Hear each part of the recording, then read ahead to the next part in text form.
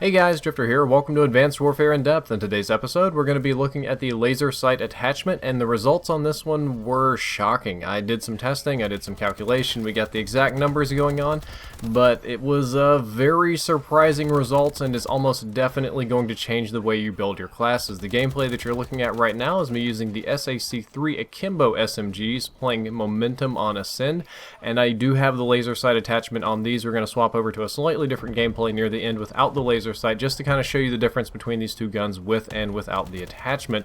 And before we get too far into the in-depth episode, I thought I'd let you know that Astro Gaming is holding a headset giveaway, a pair of A40s, which is kind of their flagship brand. It's their wired ones. If you want to enter this giveaway, it's totally free. That's the first link in the description. It's the standard click to follow on Twitter and retweet this and follow Astro Gaming kind of thing.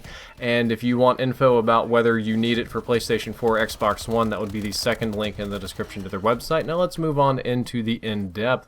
The hipfire in this game is random and it's circular based around your crosshairs. For example, if this were the normal AK-12, the hipfire would be bounded inside this red circle, and it's going to be, for all intents and purposes, completely random in that area. The game uses a random number generator, but we're not going to argue about natural random versus computer-generated random.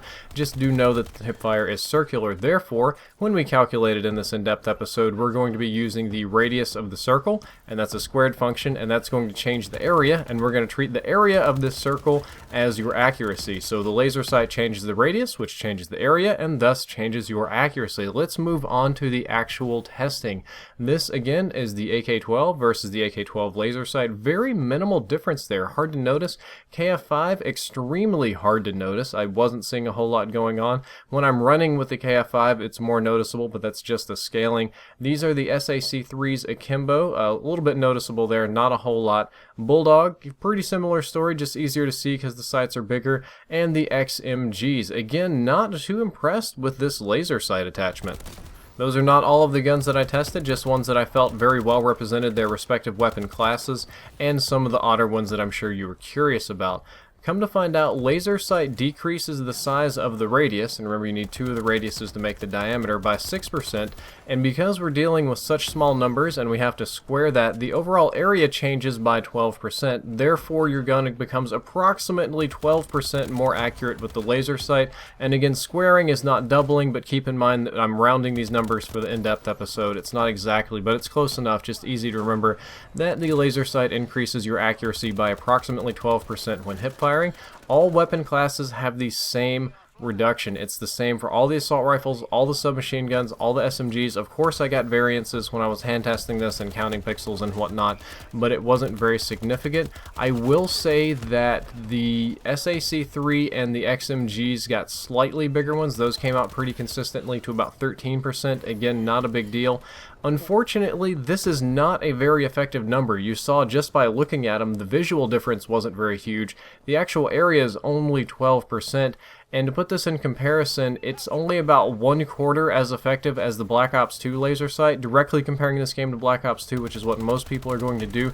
Black Ops 2 had it changed a little bit from class to class, but you were gaining like, 40, 50, 60% accuracy depending on your weapon class with the laser sight in that game, whereas in this game you're gaining, like 12%. So really it's only about 1/4 as useful as the Black Ops 2 laser sight, and therefore I'm going to have to give it a rating as not being very useful, or only useful on the SAC-3 and the XMG, because they get just a slightly larger gain on it, or at least maybe I was counting wrong, I'm not sure. But these are two guns that are 100% dependable, or dependent on hipfire. SAC-3 can only be akimbo, XMG can only be akimbo, and anything you can do to increase that hipfire radius is going to be very beneficial on these weapons.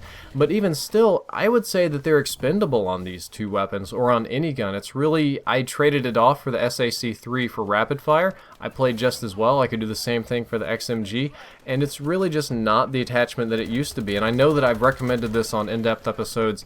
It's something that got past me, kind of like the foregrip in the previous, like when I was doing the foregrip thing in Black Ops 2, I actually recommended it a couple of times before I found out it wasn't working. You can't test every single variable, some of them slip by. Lo and behold, this one just isn't very strong, so I really just wouldn't recommend you using it. It's not useless. To say that it's useless is not true. It's just not as useful as something that I would as other attachments, basically. There's an opportunity cost, and I feel that for my money, for my time, for my, little perk point or whatever, that other attachments will be more useful to me. That's all for this episode of In Depth. I hope that you enjoyed it and learned something useful. If you did, don't forget to like, favorite, and subscribe. The previous episode was on the KF5 SMG, and the next episode is going to be on that pesky ballistic CPU. Sorry I put that one off. The holidays were crazy, but trust me, we're getting there. Drifter out.